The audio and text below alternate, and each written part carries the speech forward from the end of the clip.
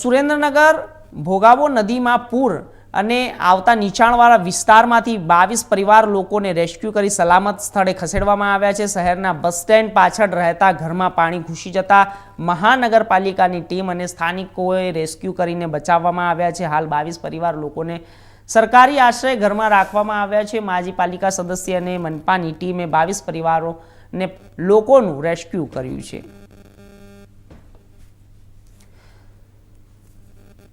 तो आप જોઈ રહ્યા છો કે આ પાણી ભરાઈ ગયા છે। આસપાસમાં નીચાણવાળા વિસ્તારોમાં ઘરમાં પાણી ઘૂસી ગયા છે। ઘરના દરવાજાના ઉપર સુધી પાણી આવી ગયા છે।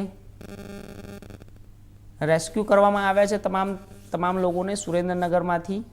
સુરેન્દ્રનગરમાં છેલ્લા 24 કલાકમાં વરસાદ વરસ્યો છે, શું સ્થિતિ છે અને તંત્ર દ્વારા કેવી તૈયારી? સુરેન્દ્રનગર જિલ્લામાં છેલ્લા 24 કલાકની અંદર સરેરાશ 66 mm જેટલો વરસાદ થયો છે અને સિઝનનો કુલ 180 mm જેટલો સરેરાશ વરસાદ થયો છે। છેલ્લા 24 કલાકમાં જે ભારે વરસાદ થયો છે એના કારણે નાયકા ડેમ અને ધોળીધજા ડેમ એ બંનેમાં પાણી ઓવરફ્લો થઈ રહ્યું છે। તંત્ર એલર્ટ મોડ ઉપર છે। સુરેન્દ્રનગર વિસ્તારની અંદર વાત કરીએ તો જોરાવરનગર, સર્કિટ હાઉસ પાસેનો કોઝવે અને રિવરફ્રન્ટ જ્યાં ગાય સર્કલ છે ત્યાં આ 3 વિસ્તારોમાં અત્યારે પાણી ભરાવાની સ્થિતિ છે। એટલે લોકોને પણ હું અપીલ કરું છું કે આ વિસ્તારોમાં બિનજરૂરી નીકળે નહીં। પોલીસ તંત્ર અને વહીવટી તંત્ર સાથે મળીને એલર્ટ છે અને કોઈ પણ અત્યારે હાલ કોઈ ગંભીર પરિસ્થિતિ છે નહીં।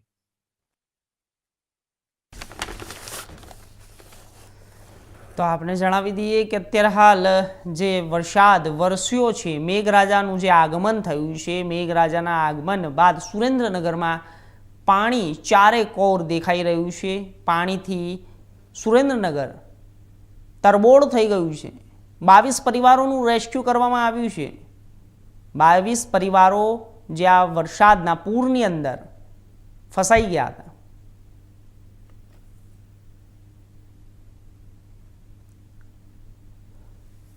તો આ વિષય ઉપર વધુ માહિતી માટે અમારા સંવાદદાતા સુરેન્દ્રનગરથી મયુર સંધી જોડાઈ ગયા છે। મયુર, શું છે આખી ઘટના? અત્યારે વરસાદે જે માજા મૂકી છે અને વરસાદના કારણે ચારેકોર સુરેન્દ્રનગરમાં પાણી ફેલાઈ ગયું છે અને તંત્ર દ્વારા શું કામગીરી કરવામાં આવી છે? કેટલા લોકોનું રેસ્ક્યુ કરવામાં આવ્યું છે અને અત્યારે હાલ રેસ્ક્યુની શું પરિસ્થિતિ છે?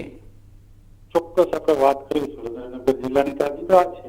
કહી શકાય કે સાલનો વર્ષનો પહેલો વરસાદ જ પડ્યો છે।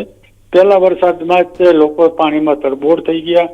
તંત્ર દ્વારા પણ અગાઉથી પણ જાહેર કરવામાં આવ્યું હતું કે લોકોએ સુરક્ષિત જગ્યાએ નીચાણવાળા વિસ્તાર ખાલી કરી દેવા, પણ જે અમુક નાના એવા ગરીબ માણસોને એવા નીચાણવાળા વિસ્તારમાં રહેતા હતા એ લોકોને જે ઘર વખરીનું સામાન હોય, જમવાનું હોય, જે હોય એ બધું પલટાઈ ગયું હતું। એટલા માટે પહેલા તો સ્વયંસેવક હોય, સંસ્થાવાળા હોય, એ લોકોએ એમને રેસ્ક્યુ કરી અને અમુક લોકોને લઈ ગયા અને સરકારી તંત્ર દ્વારા જિલ્લા કલેક્ટરનો પણ આદેશ હતો અને સીધા માર્ગદર્શન નીચે મામલતદારને એ લોકો કામ કરી રહ્યા હતા।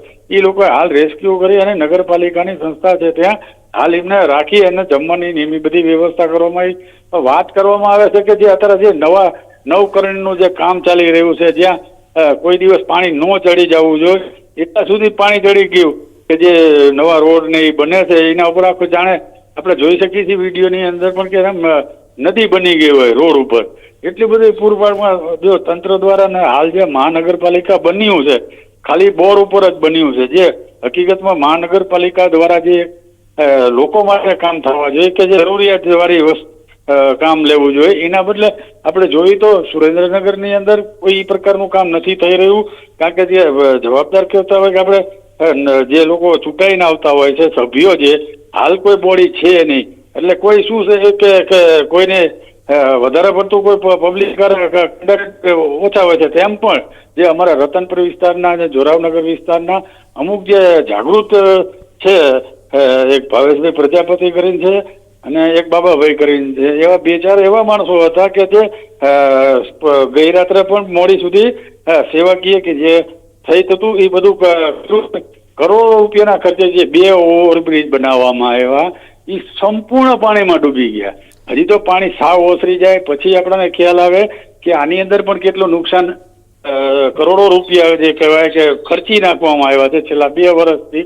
તો આ વર્ષે તો પાવણી જે ટૂંક સમય પહેલા જ તે એના પર બાઉન્ડ્રી નહીં બનાવી, એ પણ ધોવાણમાં બધું નીકળી ગયું છે. જી મયુર, તો અત્યારે તો હાલ આ જે તમે વાત કરી એ બરોબર છે, પરંતુ જે અત્યારે તંત્ર શું જવાબદારી લઈ રહી છે, અને આ તો દર વખતની વાત છે, જ્યારે પણ વરસાદ આવે છે ત્યારે આવી સ્થિતિ સર્જાય છે, તો આ લોકોને કોઈ રાહત આપવામાં આવી છે? કારણ કે અત્યારે હાલ ગુજરાતની અંદર ચારેકોર વરસાદ છે, પાણી છે, તો તમામ લોકોને બચાવવાની જે કામગીરી છે તે કેવી ચાલી રહી છે, અને આગળ શું અત્યારે આના માટે પગલાં લેવામાં આવી રહ્યા છે? હાલ તો આપણને પ્રોપર સુરેન્દ્રનગર ડિસ્ટ્રિક્ટના જે સિટી વિસ્તારની વચ્ચોવચ વિસ્તારની વાત છે, પણ જયારે વાત કરી કે આપણે જે છેવાડાના ગામ છે, જિલ્લો બહુ મોટો છે, છેવાડાના તાલુકાઓ છે, એ ગામમાં છે, ઘણા બધા ગામમાં તકલીફો પડી, કદાચ કોઈ નહીં પણ પહોંચી શક્યું હોય.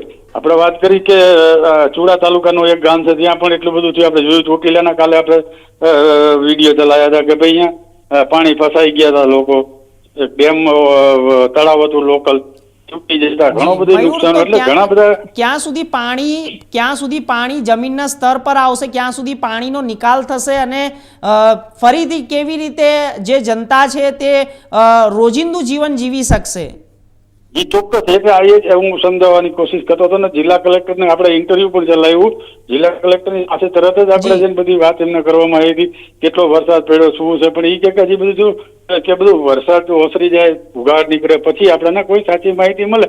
અને જેટલા લોકોના જે સિટી વિસ્તારમાં કરવામાં આવ્યા છે, એટલા લોકોની જે કઈ ખાવા પીવાની વ્યવસ્થા છે એ તંત્ર દ્વારા અને પ્રાઇવેટ સંસ્થા દ્વારા પણ કરવામાં આવી છે.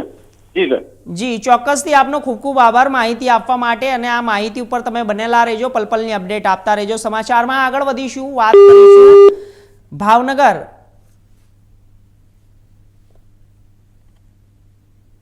તો આપણે જોયું કે અત્યારે હાલ જે